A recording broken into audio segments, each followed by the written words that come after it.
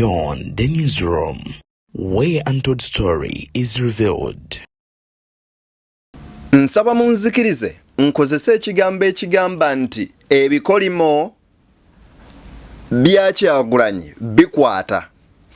Twaha Kagabo yayogerera His Excellency ebigambo bingi buli kimu ng'amaze okukwatibwa lwatu lubonanga ensi yonna ekiraba nti ono yalidde ensimbi z'abasajja ne bamugamba zizzeeyo millions 20 gye wazijje. Ne yeegatta ku NRM era ye n'ategeeza nti Nuupu lyali kuba erimutuusa.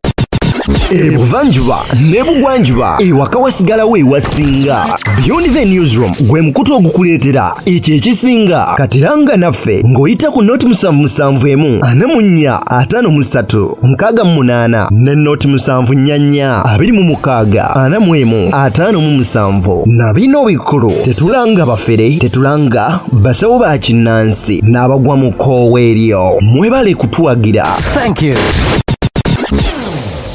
Jalaga NRM we waka ebigambo bibadde bingi byazzenga ayogera era ng'akasuka biwanvu. Bannabukoto South kye bakoze musajja mukulu Twaha Kagabo nkoko baana mu kamyufu nze nno kempita kayero ke NRM bamukasuse dda ettale era tagenda kuddamu kulabika mu parliament eye12. Baganda bange kyannaku nnyo nnyini ddala kyokka ate eri bannankyukakyuka kiyinza okuba nga kya ssanyu eri abantu abannanfuusi okulaba nga ate bibatuukako bwe bityo. Ye nno omukyala Nambi nkugambye yawangudde Kawempe naye nzija okimanyi obululu bwe yafuna ng'avuganya Nalukoola obwasooka bwafunye ne kati weebuuzeemu lwaki ennamba tekyuse oba okwesingako omutwalo ng'ate bali mu ka NRM. Ekyo nno nakyo byonna mbikuleetedde olunaku luno olwaleero. Nakangubi Jennifer full figure yambalidde gy'olwose ennyonyi olwa Sami owa Sami the Mighty Family ono ali mu ddwaliro ebbombo ery'amagye. Lwaki era biki byayogedde? General Rwashande ne bannalw'emiyaga oluvannyuma lw'owangula Ssekikubo ategeezezza nti Nuupu yebadde etutte akalulu kaabwe mu bitundu byeyo nga yecontrollingayo olwa musajja mukulu Honorable Ssekikubo. Ababadde mu bisaati bye NRM babbye bannakampala omu ku bo n'akubwa ebibulooka oba oliawo kataalugulemu obulamu. Nzedde ni tuli ku Beyond the newsroom wensinzirira okusaba n'obwombeefu obw'ekika ekya good video gyempere like ate naawe nga gwe munoni gwo gusosola ba video zaffe nkusaba osubscribing osobole okuba nga ate yonna egattako butereevu nnyo nnyini ddala oleme kubwako kyosubwa. Awo wennyini njagala nzikirize nsobole okubeera nga ate tutandikira wano. Kansooke nkuwe ku bavubuka bano abakoze fujjo mu bitundu by'e Kampala. Labayo story. Toke Kabalagala waliwo ekibinja ky'abavubuka abakazibwako eggaali ababadde bambadde t-shirt za NRM abagudde ku bantu ne batandika okubabba. Banyaguludde amasimu, obusawo, saako n'okubakuba. Waliwo abalabiddwako nga balaajanira ku ttaka oluvannyuma lw'abavubuka bano okubasikambula ku ppiki kwe babadde batambulira. Amyuka RDC we Makindye kino akivumiridde. And those ones, the chaos, the youth organized hooliganism to come and make chaos at the polling stations. But when I picked the information, I alerted the DPC and they had to swing into actions. Abuulidde bannamawulire nti waliwo abeesimbyewo abakwataganye n'ebibinja bino okusobola okutabula okulonda newankubadde babadde baalabuddwa olunaku lw'eggulu. Kaakati bino nno byabadde wano mu bitundu bya Kampala n'okwetooloola Wakiso. Abavubuka bano bwe baavayo ku nomination za General Museveni ne bakuba abantu ne bababba nga kwotadde ne yali Assistant General of Police, Assistant Inspector General of Police, omukyala bamuyita Zityakulo gwe banyagako ebintu bye ne bavayo ne bakwata abavubuka bangi. Twagala otuusa akakisa kano okwebaza General Damulira nti omulimu gwa ghetto weebala okoze gw'amaanyi nnyo era NRM efunye obuwagizi obw'amaanyi ennyo era n'abavubuka bangi bataaninze ne bajja ne beegatta ku kibiina ekya NRM.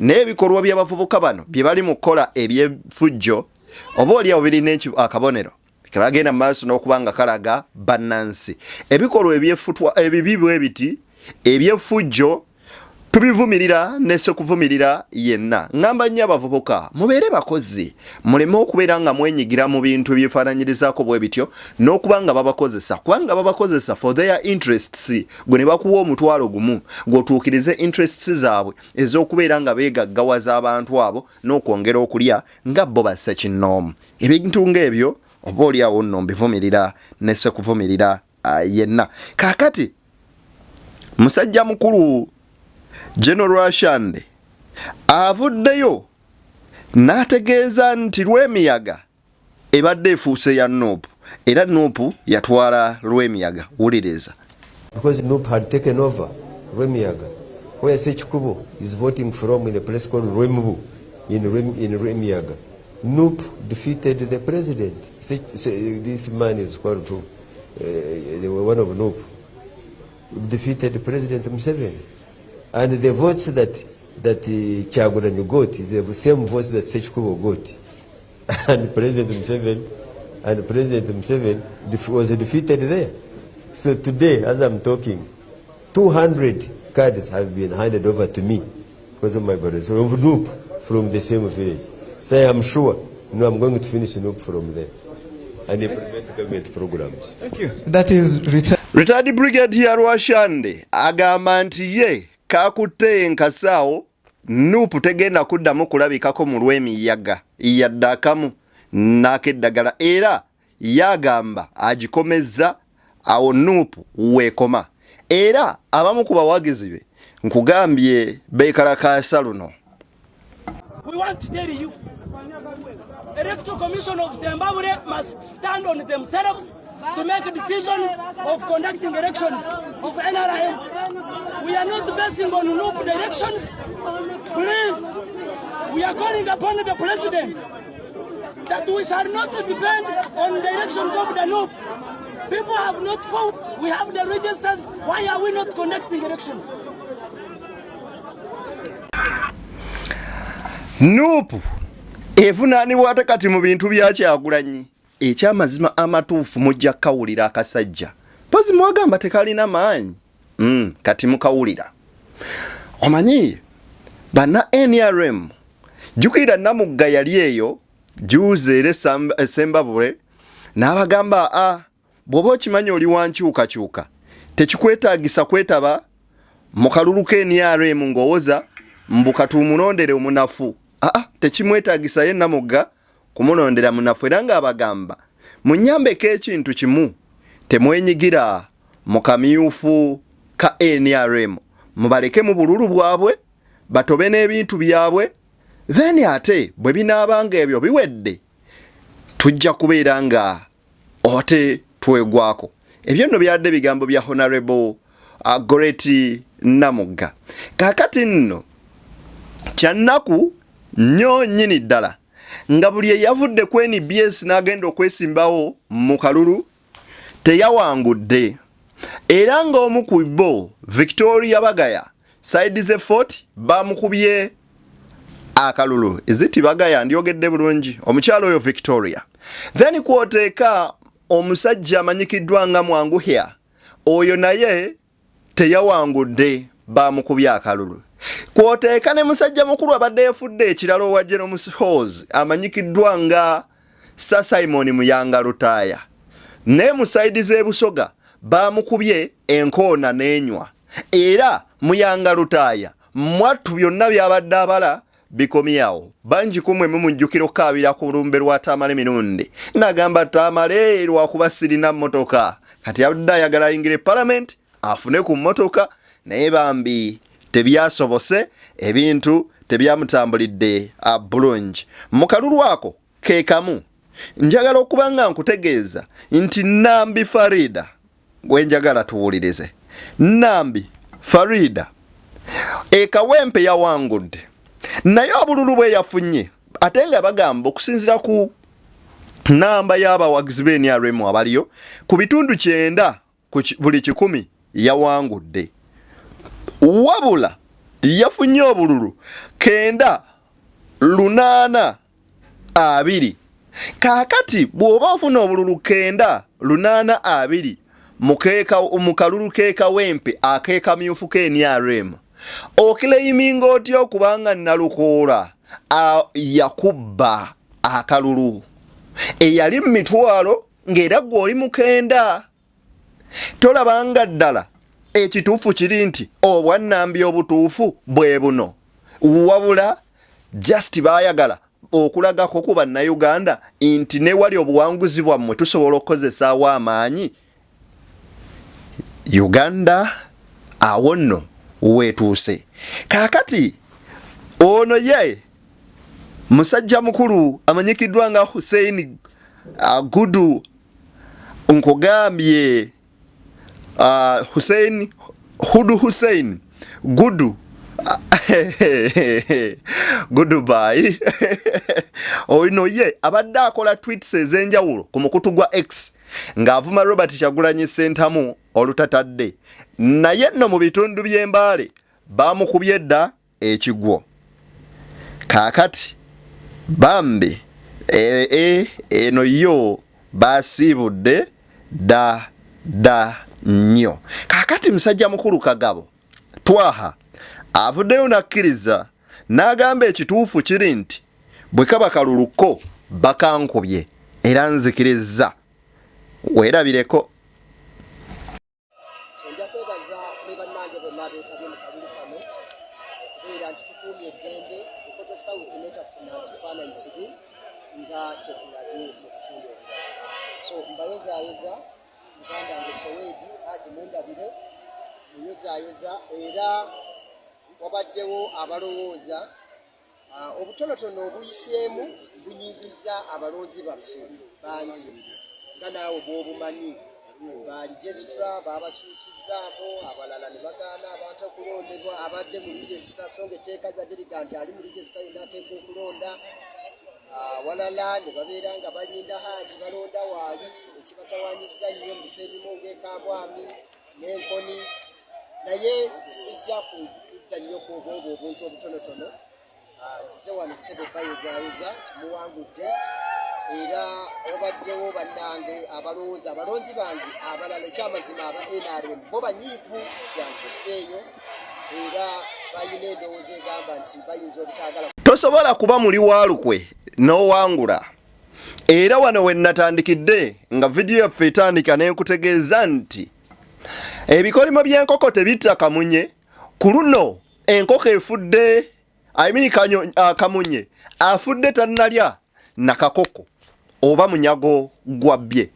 Musajja ono Kagabo mu bigambo ebingi byayogera n'alangira Ssennyonyi n'amuvuma bino ne biri olunaku olwaleero ebitundu 99 ku 100 tagenda kudda mu Parliament era abaddeyo ekisanja kimu ku tiketi ya NUP ku masannyalaze ga Robert Kyagulanyi Ssentamu ge yamuwa n'amutuusa mu Parliament n'asalawo okubeera nga munnange adda ku ludda lwabo. Onopo begamba nti bano bebanyigiriza bannayuganda n'atakoma okwo n'ategeeza nti NUP yagikozesa okusobola otuuka eri famire ye ey'NRM era ye n'ategeeza nti kuva buto ne famire yaabwe bazaalwa nga b'NRM ate era ye nze siri Muganda siri biki ndi Munyarwanda ndi Munyagwanda. Ezo vidiyo nzize nzikola era nga muziraba eza Kagabo. Kaakati nno ebyewunyisa biri mu nsi nga bw'olaba akatambi kano kenkuteereddewo. Jeno Kahindo Otafiire mwatu n'aba primary abaana balonze bafunyeyo n'abaana b'essomero ne badda mu line nabo ne bakola ki ne balonda ne tugamba Mukama Katonda kino kijja kitya. Ebyewunyisa byabadde eri mu kamyufu oba mu kayero ka NRM. Kakati Nakangubi Jennifer full figure ne Tamale Junior bakyalira Sami. Ono Nakangubi we yayogeredde ebigambo ebingi nga biwerekereza Joel Ssennyonyi. Soko biwulirize. Ssennyonyi sente zafuna Ssennyonyi afuna milioni oba ali milioni 7. Ne masle. Yes. Obwogamba n'ogamba kangene ndabe kusame moyo milioni 23. Nga tulina kyovaako. temusobola kukeera kumakya kwegaana summit teyabakolera kubeera nga muli mu ntebe ze mulimu walla yamungu ne mugambe ekyo Katonda asobola okubanyiga n'abajjako n'obuwanguzi temuyinamu mwegaana summit teyali mu struggle okuteekawo mbeera ne mutuula mu ntebe ze mulimu n'olwekyo mbakubira omulanga si mu bubi tetubakaka tukyogerako boogezi naye namwe mufunaako obuntu Nakangubi agamba nti Katonda ayinza n'obanyigira n'abajjako obuwanguzi bulijjo namwe mukimanyi nti baawangula ne mubabba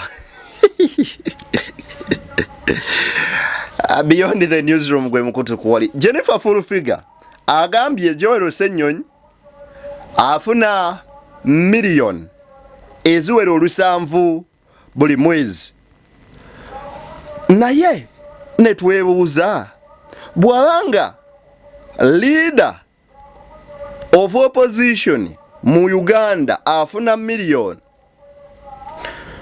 7 kati ate prime minister aba afuna mmeka ekyo kibuuzo nambe era netwebuuza ng'omusaala gwafuna ng'omubaka wa parliament ziba mmeka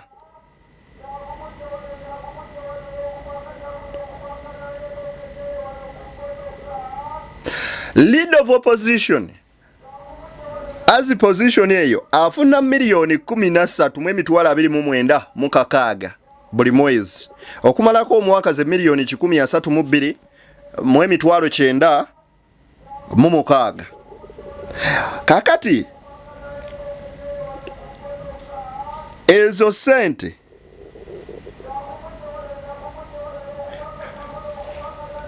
ng'omubaka wa parliament afuna emiliyoni 3 ne bazijjako NSSF n'omusolo ndowooza n'asigazawo nga miliyoni 28 oba 2 mu something like that. Nebyo si bye bikulu. Ekibuuzo kiri nti bwe tuba tetunnanenya nti Sami yali mu kwekalakasa okwasembayo kwali kwa Anita Go. Abasirikale ne bamukuba ne bamusamba ensigo kwe kufuna obuzibu mu bitundu by'ekyama kati bamugamba omulongooso kabejjulamu. Bankozese ene wamubejjulamu akadiidi bakabejjulemu basobole okubanga bamulongoosa mu ndeeyo. Ne baani abamutuusa ku bino be basirikale ye gavumenti gy'olyamu ensimbi gy'owagira entakera. Lwaki tosooka n'ogamba ku gavumenti n'abasirikale abakola ebikolwa ebyeffutwa ku bannansi ebyefaananyirizaako bwe bityo ne babireka kubanga he's not only the one. Bangi bannayuganda bayise mu mbeera y'emu eyo. Sosooka ogambe ku bano abakola ebikolwa ebyo then tulyoke tugambe ne bano basobole okubaako kye bakola. BTN Media Beyond the Newsroom tusinkane nga Gulude nakkiriza nze Deni.